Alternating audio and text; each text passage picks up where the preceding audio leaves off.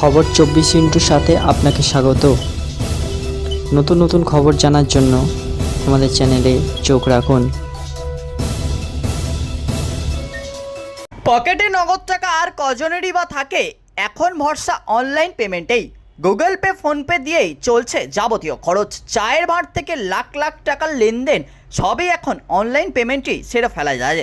তবে অনেকের সময় এমন সমস্যা দেখা যায় যে গুগল পে দিয়ে টাকা পাঠানো যাচ্ছে না। কেন এমন হয়? যদি আপনিও গুগল পেতে এমন সমস্যার সম্মুখীনের মুখে পড়েন, তবে প্রথমেই অ্যাকাউন্টের ব্যালেন্স দেখুন।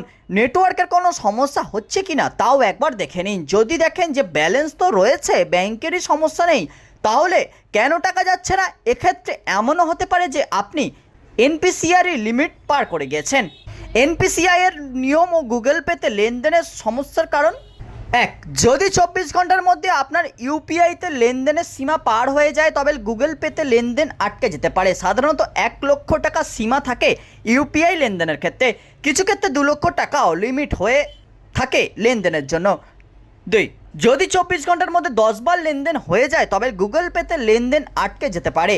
3, যদি 24 ঘন্টার মধ্যে আপনার অ্যাকাউন্টে 5 বারের বেশি টাকা আসে, তবে লেনদেনের সমস্যা হতে পারে। 4, নতুন ব্যাংক অ্যাকাউন্ট বা ইউপিআই আইডি অ্যাড করার প্রথম 24 ঘন্টার মধ্যে 5,000 টাকার বেশি লেনদেন করেন, তবে গুগল পেতে লেনদেন আটকে যেতে পারে।